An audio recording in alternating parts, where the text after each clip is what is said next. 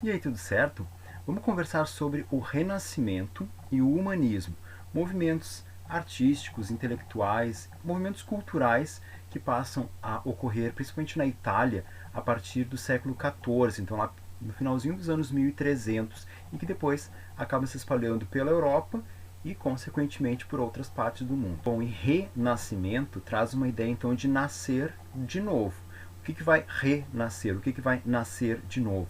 Essas imagens aqui, elas representam a antiguidade clássica, artes da Grécia e Roma antigas, que estão representando aqui ideais de beleza da época, né, aquela ideia de valorização do corpo, valorização dos aspectos humanos, valorização do conhecimento, do saber. Então, essa valorização que ocorria então lá na antiguidade clássica vai ser resgatada aqui nesse momento. Lembrando que durante toda a era medieval, né, porque a gente está falando de história antiga, né, Grécia e Roma, antes da Idade Média, tá, isso não foi abandonado ao longo da Idade Média, mas começa a haver, lá no final dos anos 1300, uma nova visão de mundo. E essa nova visão de mundo vai estar pautada, vai estar ligada a várias coisas que foram acontecendo ao longo da Idade Média. Se vocês lembrarem de outros vídeos que falam sobre isso, tem um monte de vídeos aqui no canal, vou até deixar a playlist aqui em cima, vídeos falando sobre Idade Média. Vai chegar uma época em que nós tivemos as Cruzadas, depois nós tivemos a Guerra dos 100 Anos, teve também a Grande Fome, teve a Grande Peste Bubônica, teve também as revoltas medievais, né, as jaquerris e as revoltas urbanas, mas fora isso a gente teve também um período de avanço nas inovações técnicas na agricultura. Então isso tudo vai permitindo aos poucos os aspectos bons e ruins, permitindo uma nova visão de mundo. Bom, e aqui eu trago algumas pinturas que representam o que era essa arte medieval. Vamos lembrar que a sociedade medieval era marcada por três grupos sociais, né? O clero, que rezava, os nobres, que lutavam, e os trabalhadores que trabalhavam. Né? Daí, nesses trabalhadores, a grande maioria era formada por camponeses.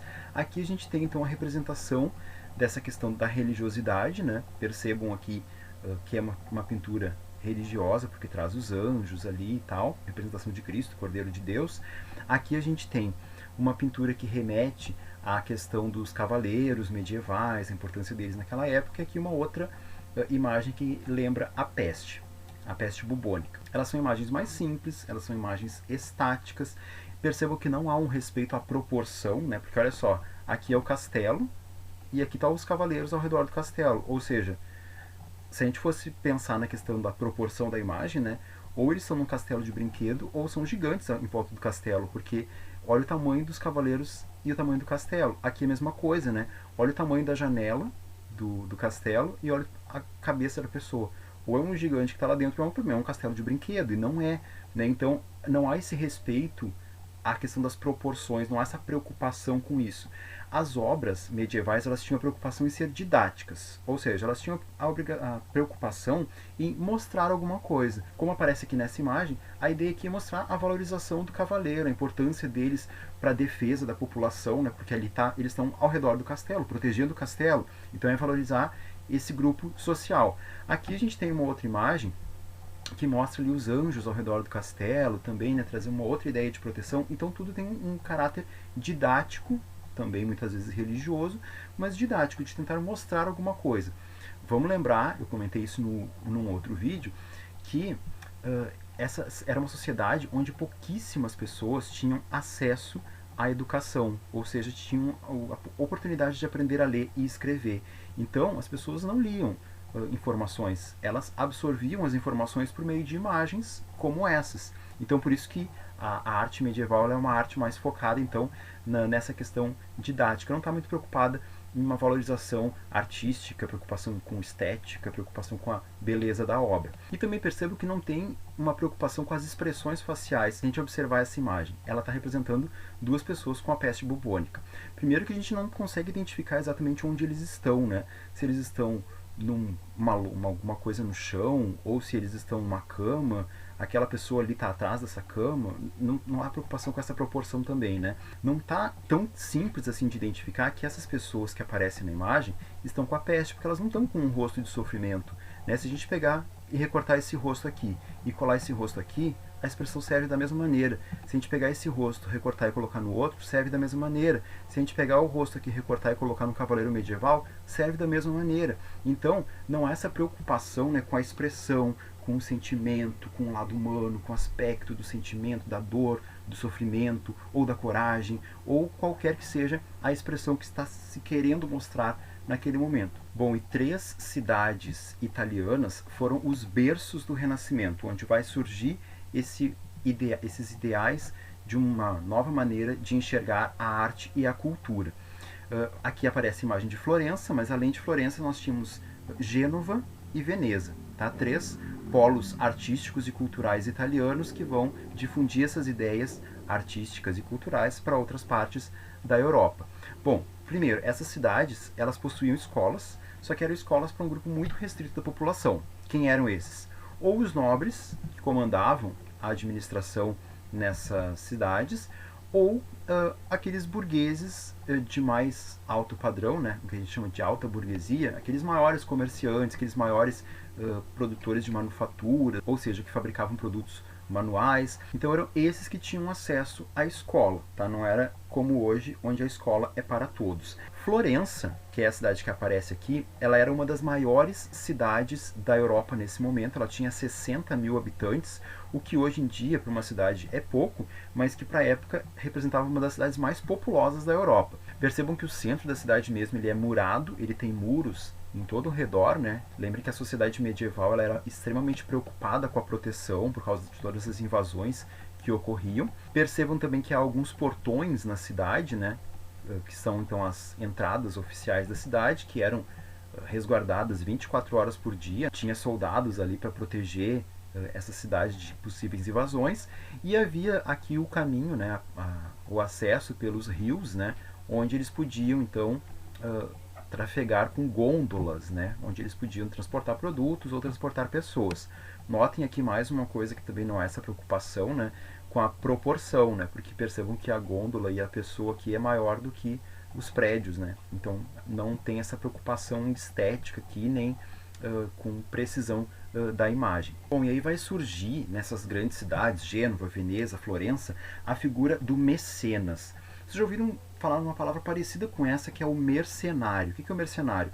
É uma pessoa estrangeira que vai lutar num exército em troca de dinheiro. É assim que surge o termo mercenário. Tá? Hoje a gente pode usar com outras finalidades, mas o termo mercenário surgiu assim, né? Ele estava lá trabalhando, ele estava lá em troca de dinheiro. Então, onde quer que ele fosse pago para trabalhar, ele trabalharia e defenderia aquele povo. Mas o mecenas ele era um benfeitor das artes e da cultura. Nessas cidades havia uma luta pelo poder entre os burgueses, porque eles queriam ter mais acesso às decisões políticas do seu território. Então, esses burgueses eles vão brigar por vai haver entre eles uma disputa de poder. Então aqui há duas pessoas que representam essa disputa. O Ludovico Sforza e o Cosme de Médici. Os dois representavam essa disputa entre duas grandes famílias que brigavam por poder. E uma das formas deles mostrarem o seu poder era ostentar a sua riqueza. Como é que eles faziam para ostentar a sua riqueza? Passaram a fazer isso financiando artistas, financiando caras que eram bons pintores ou bons escultores. E aí, lá na pintura ou lá na escultura, aparecia aquele que financiou a obra. Isso até hoje fazem, né? E aí dizia ali, né? Financiado por Cosme de Médici. E aí as pessoas passavam e diziam, nossa, Cosme de Médici, esse cara é rico, vai poder fazer uma escultura desse tamanho, esse cara é rico para pagar uma obra belíssima como essa pintura e tal. E aí, aos poucos, né, eles foram ganhando força, poder político, e aí financiavam obras com esse objetivo. De certa forma, né, isso beneficiou e fez com que o Renascimento na Itália ocorresse com maior intensidade, maior rapidez, porque daí eles passaram a financiar vários artistas para que eles pudessem expor, ostentar as suas obras e assim ostentar a riqueza de quem pagou por essas obras. Lembrando que esses mecenas não só financiavam artistas no sentido de uma arte, pintura, escultura, mas eles financiavam também outros tipos de conhecimento, como incentivar pesquisas científicas, incentivar pesquisas na área da medicina, na área da astronomia, porque para eles também qualquer descoberta seria uma chance de ganhar mais poder, de ser mais visto na sociedade. Então, os mecenas, eles representam esse fortalecimento da burguesia no final lá do período medieval. Como eu comentei num outro vídeo que vai aparecer no card aqui em cima, essa burguesia vai ganhando força e o mecenas, né, o poder de ostentar a sua riqueza que o mecenas traz, representa um pouco então desse fortalecimento da burguesia. E aí pouco a pouco aquela valorização que havia na Idade Média dos ideais da cavalaria, por exemplo, que representavam os ideais da nobreza, vão se perdendo para dar espaço aos valores burgueses. Que valores burgueses seriam esses? A ideia de valorização do lucro, porque afinal de contas eles eram comerciantes, e da valorização do sucesso individual. A luta pelo sucesso, a luta por ter mais, de ostentar mais, de poder mais. E aí vai ganhando força esse humanismo, né? Essa valorização maior do ser humano como um movimento intelectual que vai influenciar a cultura como um todo e as artes consequentemente. Aqui nós vemos a ideia do antropocentrismo. Vamos decompor essa palavra para a gente poder entender o que ela quer dizer. Centrismo traz a ideia de centro, né? Algo que está no centro. Antropo remete a ser humano. Então, antropocentrismo é a ideia de ser humano no centro de tudo, né? No centro do universo, no centro das atenções, no centro da arte, no centro da cultura. Na Idade Média, como um todo, nós não tínhamos um antropocentrismo, nós tínhamos o que a gente chama de teocentrismo. De novo, vamos separar a palavra? Teo remete a Deus, centrismo, centro. Era uma sociedade focada principalmente na questão religiosa, com Deus no centro das atenções. Aos poucos, vai se começar a abrir espaço para uma valorização maior do ser humano. Isso não quer dizer que há uma negação de Deus ou uma ideia de que não tem mais que haver nenhuma valorização religiosa. Não é isso.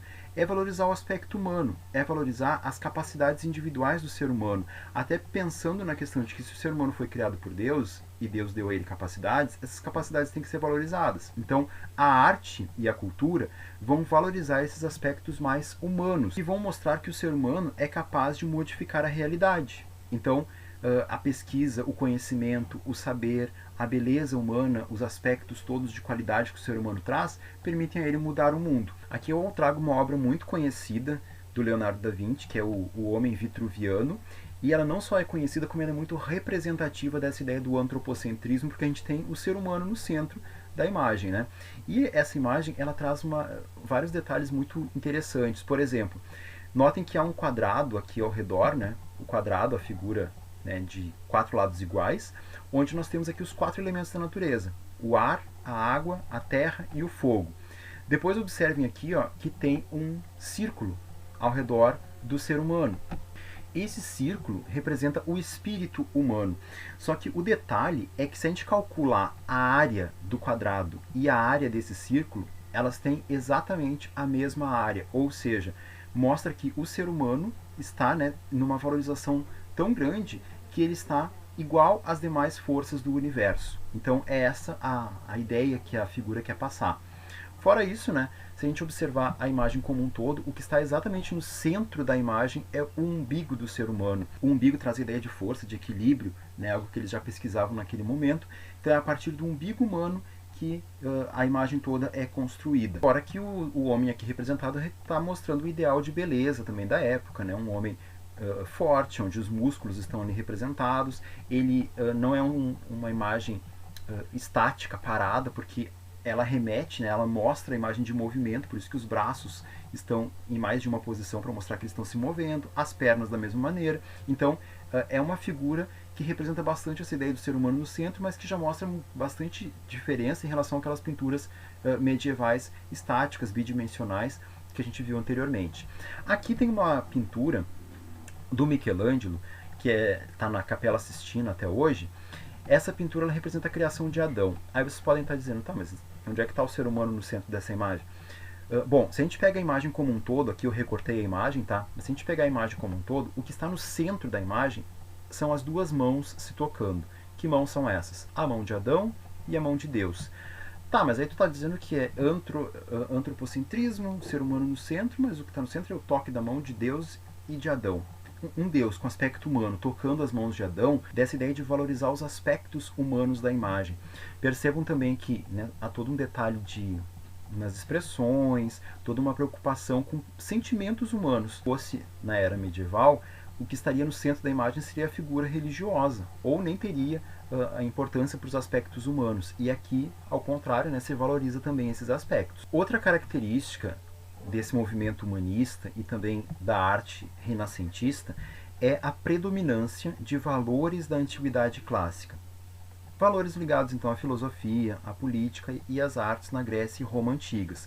Aqui a gente pode perceber que essa escultura, a Pietà, ela se parece muito com os detalhes e a preocupação estética que havia nas esculturas da Grécia Antiga. E aqui a gente tem uma figura que representa o nascimento de Vênus, uma das deusas romanas. Então, traz essa ideia também de valorizar essa cultura e esses aprendizados vindos lá da antiguidade clássica. Também há uma preocupação com a autonomia da razão, onde a razão possa estar separada de outras preocupações da sociedade, como, por exemplo, a questão religiosa.